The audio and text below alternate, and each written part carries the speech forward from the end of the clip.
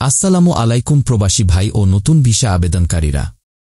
আপনি যদি বাংলাদেশ থেকে সৌদি আসতে চান বা নতুন ভিসার জন্য অপেক্ষা করছেন তাহলে এই ভিডিওটি আপনার জন্য।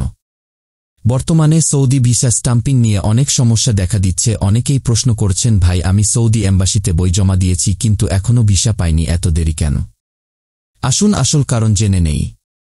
ভিসা স্টাম্পিং দেরির মূল কারণ রমজান মাসে সৌদি এম্বাসির নিয়ম পরিবর্তন। রমজান মাস আসলেই সৌদি এম্বাসি কিছু পরিবর্তন আনে।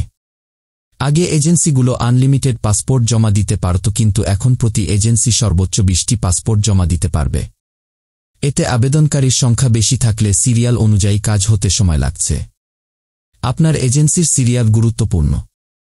আপনার এজেন্সির কাছে যদি শত শত পাসপোর্ট জমা থাকে তাহলে তারা ধাপে ধাপে জমা দেবে। প্রতিবার 20টি জমা দেওয়ার পর নতুন 20টি পাসপোর্ট জমা নেওয়া হয়। ভিসা স্টাম্পিং বন্ধ হয়নি, শুধু লিমিটেড।